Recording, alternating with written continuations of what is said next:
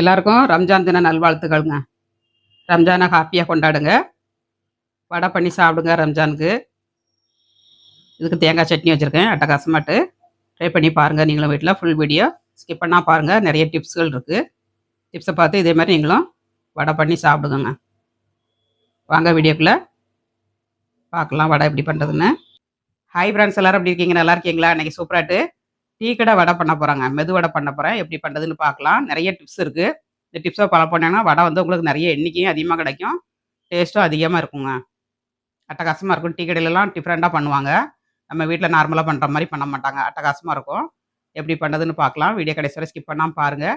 Video உங்களுக்கு பிடிச்சிருந்துன்னா like பண்ணுங்கள், share பண்ணுங்கள், கமெண்ட் பண்ணுங்கள், சப்போர்ட் பண்ணுங்கள். முதல் முறையாக பார்க்காத இருந்தால் சப்ஸ்கிரைப் பண்ணி வைங்க. அப்போ தான் நாங்கள் போடுற வீடியோலாம் உங்களுக்கு உடனே அப்டேட் ஆகும். ரொம்ப டேஸ்டியாக இருக்கும் இந்த வடை வந்து. இன்றைக்கி எப்படி பண்ணுறதுன்னு பார்க்கலாம். இந்த சாரியை நான் கட்டிட்டேங்க. சாரியை கட்டியாச்சு. நல்லா இருந்துச்சுன்னா கமெண்ட்ஸ் பண்ணுங்கள். இந்த சாரியோட ரகசியம் வந்து என்னென்னா, 20 வருஷத்துக்கு முன்னாடி நான் எடுத்தேங்க. ஆனால் எடுக்கும்போதே சொன்னாங்க. அப்போ சேலை வந்து 100 ரூபா 100 ரூபான்னு கொண்டு வந்து விற்றாங்க. 100 ரூபான்னு அப்போ எல்லாத்துக்கும் சீப்பாக தெரிஞ்சிச்சு. 100 ரூபாய்க்கு சேலைன்னா அது எப்படி கிடைக்கும்? 100 ரூபா இருக்காது. இது அப்போ டேமேஜாக இருக்கும். அல்லட்டா யாராவது கட்டிட்டு கொடுத்துருப்பாங்க. அந்த சேலையை கொண்டு வந்து விற்கான், நீங்கள் எடுத்துட்டீங்க அப்படின்னு சொல்லிட்டு என்கிட்ட சொல்லிட்டாங்க. அதுலேருந்து எனக்கு கெட்டதுக்கே மனசு வர மாட்டேன்ட்டு. ஒருவேளை டேமேஜாக இருந்தால் நம்ம கட்டிடலாம். யாரும் கட்டின சேலைன்னா எப்படி நம்ம கட்ட முடியும் அப்படின்னு சொல்லிட்டு கட்ட ஆரம்பிச்சிட்டேன். அப்புறம் எல்லாருமே எடுக்க ஆரம்பிச்சிட்டாங்க. அப்புறம் சொல்லிட்டாங்க, இது இது அடுத்தவங்க கட்டினது கிடையாது. கடையில் வந்து சின்ன சின்ன டேமேஜில் இருந்ததுன்னா அது வெளியில் வந்து சேல்ஸுக்கு போயிடும். அந்த மாதிரி சேலை தான் அப்படின்னு சொன்னாங்க. அப்படி நான் கட்டணும்னு நினச்சிக்கிட்டே இருப்பேன். ஏதாவது ஃபங்க்ஷன் பண்ணால் கருப்பு கட்டக்கூடாது அப்படின்னு சொல்லி அந்த சேலையை அப்படியே ஒதுக்கி வச்சு அப்படியே ஓரமாக ஒதுங்கிட்டுங்க. ஒரு நல்ல காரியத்துக்கெலாம் போனால் கருப்பு சேலை கட்ட மாட்டாங்க. அப்போ இந்த சேலை கெட்டாண்டா அப்படின்னு சொல்லிட்டு ஓரத்தில் ஒதுக்கி வச்சது தான் அப்படியே இருந்துட்டுங்க. இன்னைக்கு கட்டலாம், நாளைக்கு கட்டலான்னு எனக்கு கெட்டதுக்கு தோணவே இல்லை. இப்போ இந்த வெயில் வந்த உடனே சரி இந்த காட்டன் சேலை கட்டலாமே அப்படின்ட்டு எடுக்கும்போது தான் இந்த காட்டன் சேலை கையில் கிடச்சிச்சு. சரி இதை கெட்டுவோம் அப்படின்னு சொல்லிட்டு பழைய ஞாபகம் வந்துட்டுங்க. எனக்கு எடுத்ததெல்லாம் ஞாபகம் வந்துட்டு கெட்டுவோம் அப்படின்னு சொல்லிட்டு எடுத்து கட்டிட்டேன். நல்லா இருந்துச்சுன்னா கமெண்ட்ஸ் பண்ணுங்க. சேலை நல்லா தான் இருந்துச்சு. எனக்கு தான் என்னமோ அதை கெட்டணும் போல் தோணலை. அப்படியே வச்சுட்டேன். இன்றைக்கி தான் அதுக்கு நல்ல நாள் பிறந்திருக்குங்க. கெட்டியாச்சு. நல்லா இருந்துச்சுன்னா கமெண்ட்ஸ் பண்ணுங்கள். கெட்டினா வெயிட்டே இல்லை, நல்லா காற்றா இருக்குது. இந்த மாதிரி காட்டன் சேலை வெயிலுக்கு கெட்டுங்க. உடம்பு வந்து ஹீட் ஆகாது. ரொம்ப நல்லாயிருக்கும். இப்போ 250 கிராம் உளுந்து எடுத்துருக்கேங்க. இது வந்து 1 மணி நேரம் ஊற போடணுங்க. ரொம்ப நேரம் ஊறக்கூடாது. 1 மணி நேரம் ஊறினா போதும்.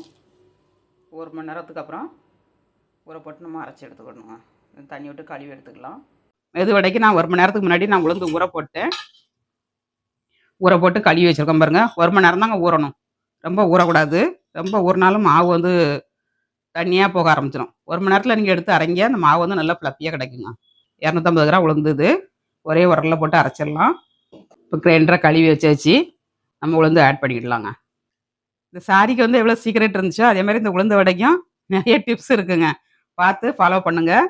கடைசி வரையும் ஸ்கிப் பண்ணாமல் பாருங்கள். அப்போ தான் மெது வடை வந்து உங்களுக்கு சூப்பராக போட முடியுங்க. ஸ்டெப் அண்ட் ஸ்டெப்பாக நான் போட்டு உங்களுக்கு காட்டுறேன். பிகினர்ஸ் கூட பண்ணிடலாங்க ரொம்ப ஈஸியாட்டு. அவ்வளோ ஈஸி இந்த மெது வடை பண்ணுறது. நிறைய பேர் பண்ண தெரியாமல் பண்ண மாட்டாங்க. தீபாவளிக்கெலாம் கடையில் தான் வாங்குவாங்க. இந்த மாதிரி பண்ணுங்கள், சூப்பராக கிடைக்கும் உங்களுக்கு. இப்போ கிரைண்டரை ஆன் பண்ணியாச்சு. இந்த டம்ளருக்கு 1.5 டம்ளர் உளுந்து எடுத்துருக்காங்க. அதே மாதிரி 1.5 டம்ளர் தண்ணி ஊற்றணும். நம்ம எந்த அளவுக்கு எடுக்கோமோ அதே அளவுக்கு நம்ம தண்ணி ஊற்றினோம்னா கரெக்டாக இருக்கும். ஆனால் கொஞ்சம் கொஞ்சமாக ஊற்றணும். லாஸ்ட்டில் வந்து தண்ணி நிறைய ஊற்றக்கூடாது. ஃபஸ்ட்டில் கொஞ்சம் ஊற்றிட்டு 3/4 டம்ளர் ஃபஸ்ட்டு ஊற்றணும். அதுக்கு பிறகு கொஞ்சோண்டு லாஸ்ட்டில் ஊற்றணுங்க. அப்போ தான் நல்லா வெண்ணெய் மாதிரி திரண்டு வரும். வடையும் சூப்பராக கிடைக்கும். இது கொஞ்சம் அரைட்டும் நம்ம தண்ணி ஆட் பண்ணிக்கலாம். 1 டம்ளர் ஃபஸ்ட்டு எடுத்துக்கிடுதேன். 200 கிராம் இந்த டம்ளர் வந்து அப்புறம் ஒரு 1/2 டம்ளர் எடுத்துருக்காங்க. 250 கிராம் உளுந்து எடுத்துருக்கேன். இது அரைட்டும் நம்ம தண்ணி ஆட் பண்ணிக்கலாம். இப்போ வடைக்கு வந்து நம்ம தண்ணி ஊற்றிக்கிடலாங்க. இந்த டம்ளரில் 3/4 டம்ளர் ஊற்ற போகிறேன். ஃபஸ்ட்டு நல்ல மாவு பொங்கி வரட்டும். தண்ணி ஊற்றாமல் நிறைய பேர் அரைப்பாங்க. தண்ணியே ஊற்ற மாட்டாங்க. நல்லா வடிகட்டி இருத்து அரைப்பாங்க. வடை வந்து எண்ணெய் குடிக்கும் அப்படின்னு சொல்லிட்டு. அது வந்து ரொம்ப ஹார்டாக இருக்குங்க. வடை வந்து நம்மளுக்கு ஃப்ளப்பியாக கிடைக்காது. தண்ணி ஊற்றி அரைச்சாதான் அந்த வடை வந்து நல்லா சாஃப்டாக இருக்கும். தண்ணி ஊற்றி அரைங்க. எண்ணெய்க்கு வடைக்கு அரைச்சாலும் மிக்சியில் அரைச்சாலும் சரி கொஞ்சம் தண்ணி விட்டு அரைங்க. லாஸ்ட்டில் தண்ணி ஊற்றக்கூடாதுங்க. லாஸ்ட்டில் தண்ணி ஊற்றினீங்கன்னா எண்ணெய் குடிக்க ஆரம்பிச்சிடும். ஃபஸ்ட்லேயே ஊற்றிடணும். ஊற்றிட்டு நல்லா அரைஞ்சாலும் கொஞ்சம் நேரம் அரைய விட்டு நம்ம வலிச்சிட்டோம்னா சூப்பராக கிடைக்குங்க வடை வந்து. நல்லா எண்ணெய்க்கும் அதிகமாக கிடைக்கும். தண்ணி ஊற்றாமல் அரைச்சாங்கன்னா மாவு கொஞ்சோண்டு தான் இருக்கும், மாவே இருக்காது. அதனால் தண்ணி விட்டு அரைங்க. கொஞ்சம் அரையிட்டும் பாக்கி தண்ணியை நம்ம ஊற்றிடலாம். 3/4 டம்ளர் ஊற்றிருந்தோம், மாவு சிக்க ஆரம்பிச்சிருச்சு பாருங்க. இப்போ வந்து மிச்சம் இருக்க 1/4 டம்ளரையும் நம்ம ஊற்றிக்கலாம். இன்னொரு 1/2 டம்ளர் ஊற்றணுங்க. கொஞ்சம் அரைய விட்டு நம்ம ஒரு 1/2 டம்ளர் ஊற்றிக்கலாம். இப்போ வந்து உளுந்து திரண்டு வர ஆரம்பிச்சிருச்சு பாருங்க. இந்த ஸ்டேஜில் நம்ம அடுத்தது ஒரு 1/2 டம்ளர் ஊற்றிடணுங்க. இவ்வளோதான். இனிமேல் தண்ணி ஊற்றக்கூடாது. இந்த தண்ணியிலே நம்ம வலிச்சு எடுத்துடணுங்க. போதுமான அளவுக்கு தண்ணி ஊற்றியாச்சு. இனிமேல் தண்ணி ஊற்றக்கூடாது. லாஸ்ட்டில் கொஞ்சோண்டு எண்ணெய் ஊற்றி நம்ம அரைச்சி வலிச்சிடணும். கொஞ்சம் அரையிட்டோம், எண்ணெய் ஊற்றிக்கிடலாம். இப்போ மாவு வந்து எப்படி உப்பி வந்திருக்கு பாருங்கள். நம்ம கிரைண்டரில் அரைச்சா அந்த மாதிரி உப்பி வருவோங்க. மிக்சியிலோட நம்ம கிரைண்டர் மாவு தான் நல்லா சாஃப்டாக இருக்கும் வடை வந்து. இப்போ எண்ணெய் ஆட் பண்ணிடலாம். ஒரு 4 ஸ்பூனுங்க.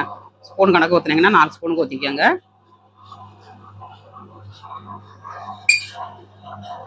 நல்லா அரையும் செஞ்சிருச்சு. இந்த எண்ணெய் நல்லா மிக்ஸ் ஆகிட்டு நம்ம எடுத்துடணும்.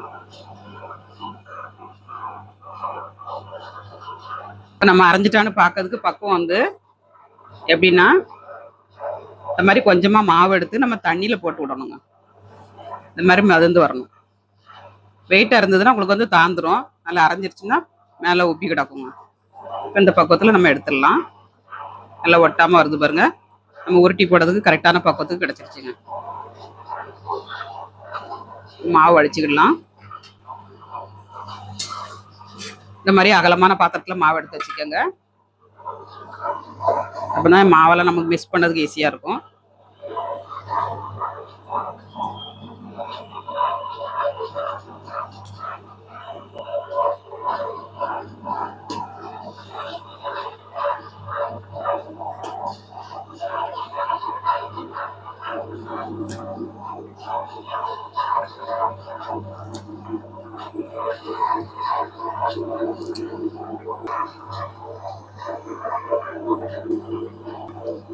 மாவு வந்து வலிச்சாச்சுங்க.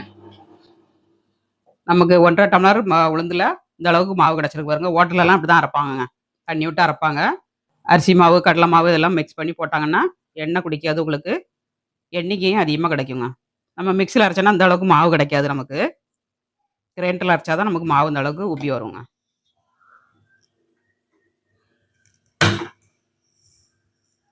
கிரைண்டரில் அரைங்க. வடைக்கு அரைச்சிங்கன்னா கிரைண்டரில் அரைங்க. அர்ஜென்ட்டாட்டு நம்ம அரைக்கணும், கெஸ்ட் யாரும் வந்திருந்தாங்கன்னா சட்டுன்னு அரைக்கணுன்னா மிக்சியில் அரைச்சிக்கோங்க. கொஞ்சம் நிறைய அதிகமாட்டு அரைக்கணும் அப்படின்னா இந்த மாதிரி கிரைண்டரில் போட்டு அரைங்க. வடை வந்து நிறைய கிடைக்குங்க உங்களுக்கு.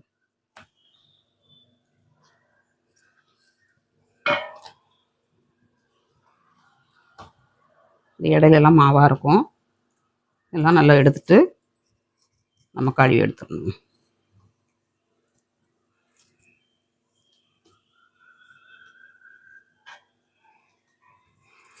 மாவு வலிச்சு எடுத்தாச்சு. கழுவ போட்டுக்கலாம். இப்போ இதில் வந்து தேவையான பொருட்களை ஆட் பண்ணிக்கலாங்க.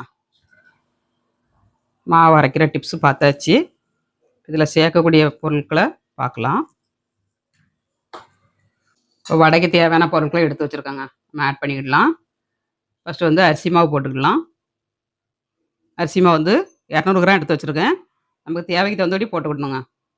மாவு எந்த அளவுக்கு தேவைப்படுதோ அந்த அளவுக்கு நம்ம போட்டுக்கணும். ரொம்பையும் போட்டாலும் வடை வந்து சாஃப்டாக இருக்காது, மொத்து மொத்துன்னு ஆயிரும். அதனால் பாதியை ஃபஸ்ட்டு போட்டுக்கிடலாம். ரொம்ப குழ குழன்னு இருந்ததுன்னா அப்புறம் மட்டும் நம்ம போட்டுடலாங்க. கடலை மாவு அதுவும் நிறைய எடுத்துருக்கேன். கடலை மாவு வந்து நம்ம பாதியை போட்டுக்கலாம். ஒரு 4-5 ஸ்பூன் போட்டிருக்காங்க.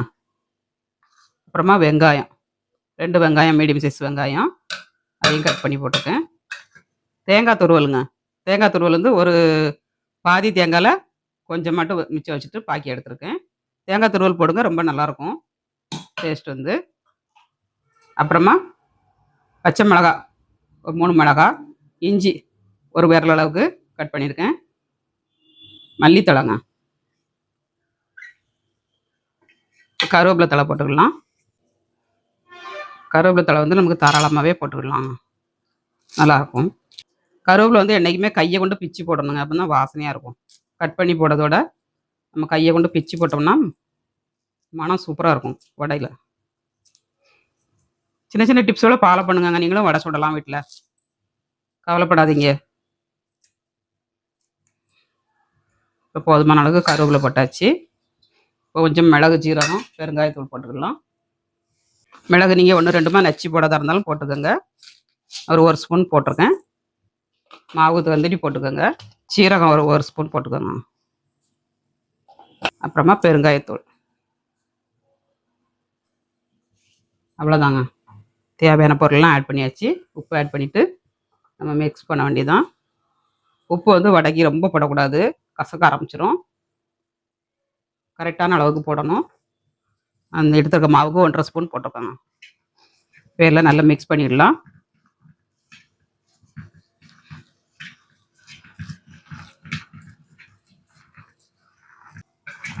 கிரைண்டரில் அரைக்கிறதுக்கும் மிக்சியில் அரைக்கிறதுக்கும் எவ்வளோ வித்தியாசம் இருக்குது பாருங்கள். மாவு வந்து கிரைண்டரில் வந்து இந்த அளவுக்கு மாவு கிடைக்காது உங்களுக்கு. நம்ம கழுவத்துக்கு கஷ்டப்பட்டு மிக்சியில் போட்டே அரைச்சிருந்தோங்க. ஆனால் மாவு வந்து அரைச்சி வடைக்கு வந்து சாஃப்டாக கிடைக்கிது, கிரைண்டரில் தான் கிடைக்கும். இதோட டேஸ்ட்டும் மனமும் வேறு மாதிரி இருக்கும். மிக்சியில் அரைக்கிறது வேறு மாதிரி இருக்கும். நல்லா ஒரே டைரக்ஷனில் நல்லா மிக்ஸ் பண்ணிக்கோங்க.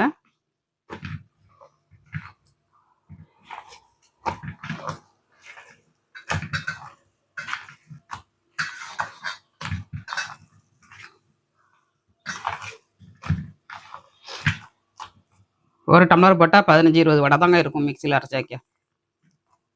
இதில் வந்து நமக்கு அதிகமாகவே கிடைக்கும். இன்னும் கொஞ்சம் அரிசி மாவு போட்டுக்கலாம். அரிசி மாவு போட்டிங்கன்னா மேலே வந்து நல்ல மொறுமொறுப்பாகவும் இருக்கும், எண்ணெயும் வராதுங்க உங்களுக்கு. நான் சொல்லியிருக்க அத்தனை டிப்ஸையும் ஃபாலோ பண்ணுங்கள். நீங்களும் பர்ஃபெக்டாக வடை சுடலாம் வீட்டிலே. டீ கடையிலலாம் இந்த மாதிரி தான் பண்ணுவாங்க. நம்ம கடலை மாவு போடும்போது ஒரு கலர் கிடைக்கும் பாருங்கள், அதில் சூப்பராக இருக்குங்க பார்க்கறதுக்கு. 2-3 ஸ்பூன் கடலை மாவு போட்டுக்கோங்க. இப்போ நல்லா மிக்ஸ் பண்ணியாச்சு. அடுப்பில் எண்ணெயை காய வச்சுட்டு நம்ம போட்டு எடுத்துக்கலாம். உப்பு காணுமான்னு பார்த்துக்கலாம்.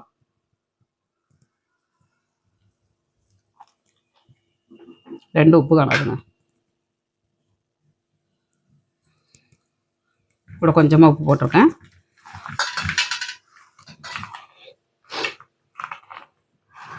கம்மியாக இருந்ததுன்னா நம்ம கூட கொஞ்சம் ஆட் பண்ணிடலாம். அதிகமாகிட்டுனா ஒன்றும் செய்ய முடியாது. இன்றைக்கி தேங்காய் பூ உளுந்த வடைங்க. நல்லா மிக்ஸ் பண்ணியாச்சு.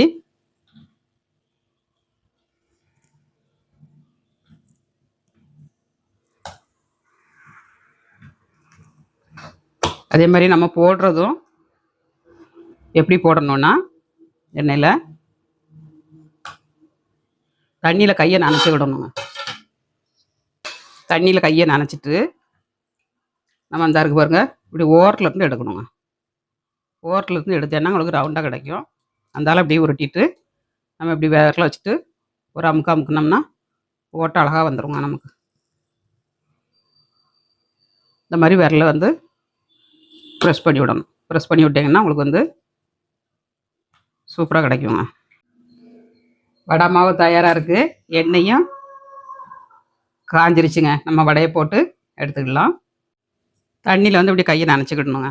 கையை நனைச்சிட்டு நல்லா உதறிட்டு அப்புறமாட்டு நம்ம மாவை எடுத்து ஓரத்தில் இருந்து நம்ம எடுத்துக்கிடணுங்க. எடுத்து இப்படி உருட்டினோம்னா கையில் ஒட்டாமல் கிடைக்கும் நமக்கு. அன்றைக்கி ஒரு ஓட்டை போட்டு நம்ம அப்படியே விட்டுறணுங்க.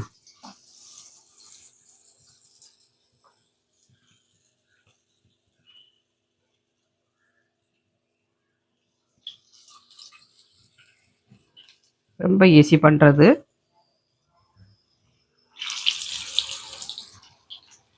அடுப்பு வந்து ஃபுல்லாக எரியணுங்க.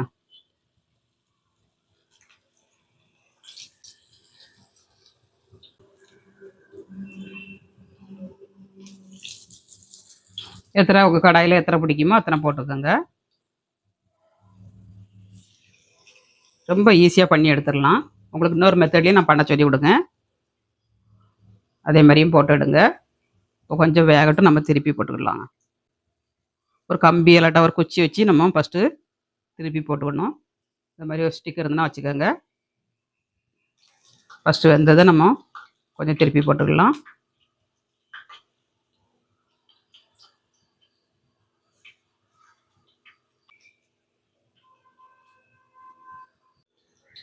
அடுத்தது ஒரு மட்டும் திருப்பி போட்டுக்கலாம்.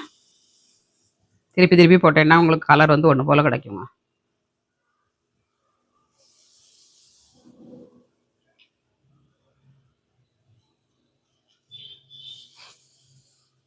கொஞ்சம் வேகட்டும், நம்ம எடுத்துக்கலாம்.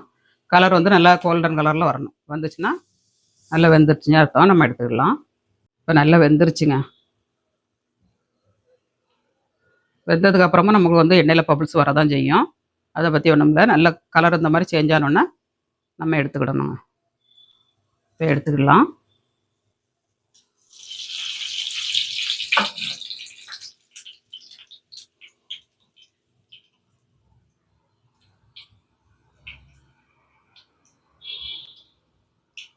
எண்ணெய் இந்த மாதிரி வடிகட்டிட்டு ஒரு சல்லடையில் டிஷ் பேப்பர் வச்சு அதில் போட்டுக்கணுங்க. அப்படி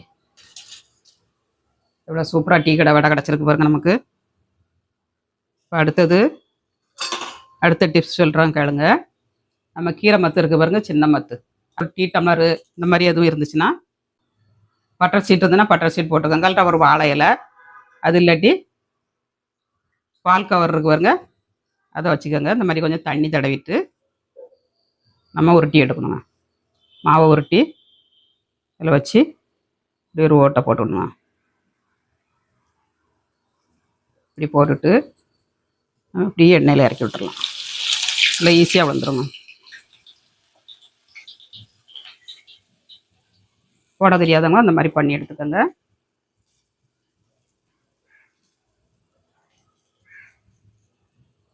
நல்லா ஈஸியாக வழி விழுந்துடும். நல்ல சேப்பும் கிடைக்குங்க உங்களுக்கு.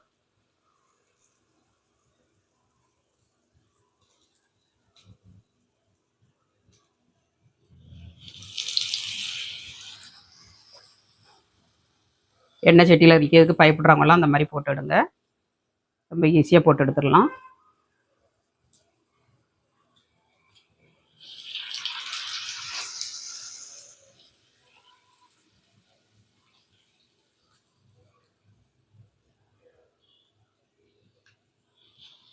இப்போல்லாம் வடை போட தெரியாதவங்களுக்கு நிறைய வழி இருக்குங்க. சின்ன சின்ன டிப்ஸோட ஃபாலோ பண்ணுங்கள். சூப்பராக நம்மளும் வடை போட்டு எடுக்கலாம். ஃபஸ்ட்டு போட்டது கலர் சேஞ்ச் ஆயிடுச்சு.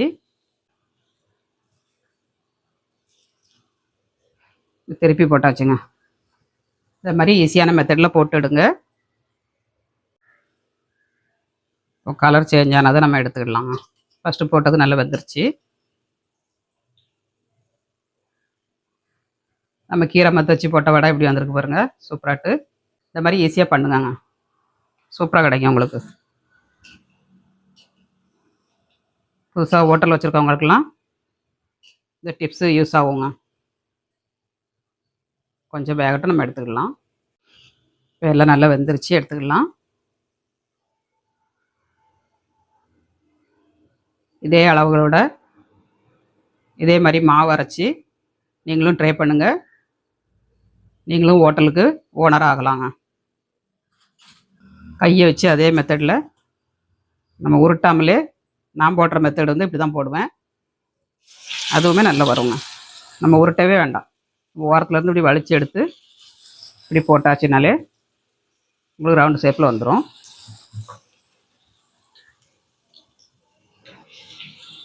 ரொம்ப ஈஸிங்க வடை போடுறது. ஓரத்தில் நம்ம இப்படி வலிக்கும் போதே நம்மளுக்கு ரவுண்ட் ஷேப்பு கிடச்சிருது பாருங்க.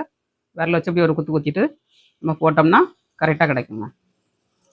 நம்ம சேவ் பண்ணி போடுறதோட நம்ம எப்படி போடுறது ரொம்ப ஈஸி. 3 மெத்தடில் சொல்லியிருக்கேன் உங்களுக்கு வடை போடுறது அப்படின்னு. உங்களுக்கு எந்த மெத்தட் ஈஸியாக இருக்கோ அந்த மெத்தடில் பண்ணுங்க. கொஞ்சம் வேகட்டும், நம்ம திருப்பி போட்டுக்கலாம். வெந்துருச்சு ஒரு சைடு, திருப்பி போட்டுக்கலாம். நம்ம கையை கொண்டு அப்படியே எடுத்து போடுறது ஈஸியாக போட்டுடலாங்க. சட்டுன்னு வேலையும் ரொம்ப மிச்சமாகும். அதுவுமே நமக்கு நல்ல ரவுண்ட் ஷேப் கிடைக்கும். 2 தடவை போட்டு பழகினீங்கன்னா 3வது தடவை உங்களுக்கு கரெக்டாக வந்துடுங்க. ஃபஸ்ட்டே எல்லாருமே படிச்சுட்டு வரல, எல்லாருமே ஒரு தடவை பார்த்து ஒரு தடவை தான் படிச்சிருக்காங்க. இந்த மாதிரி வீடியோவில் பாருங்கங்க. உங்களுக்கு ஈஸியாட்டு பண்ணுறது எப்படின்னு போட்டிருக்காங்க. நிறைய பேர் ட்ரை பண்ணிவிட்டு நீங்களும் வீட்டில் பண்ணுங்கள். யாருக்கு கெஸ்ட் வந்தாங்கன்னா சட்டுன்னு பண்ணி முடிச்சிடலாம். கையை வச்சு நம்ம போட்டது எவ்வளோ அழகாக வந்திருக்கு பாருங்கள்.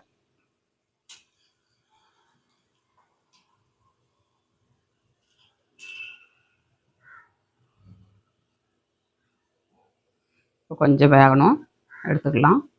இப்போ வெந்துருச்சுங்க, நம்ம எடுத்துக்கலாம்.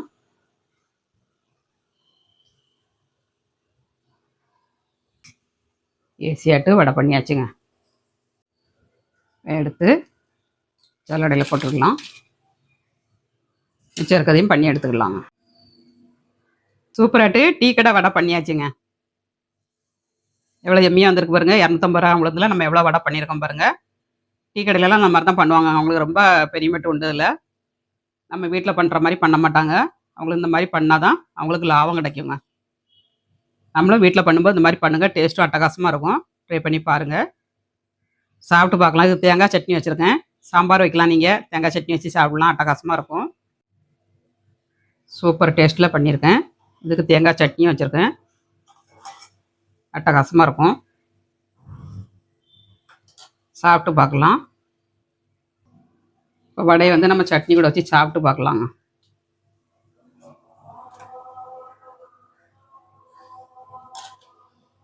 சூப்பராக இருக்கும். டேஸ்ட் வந்து நல்லா மொறுமொறுன்னு கிறிஸ்பியாட்டு.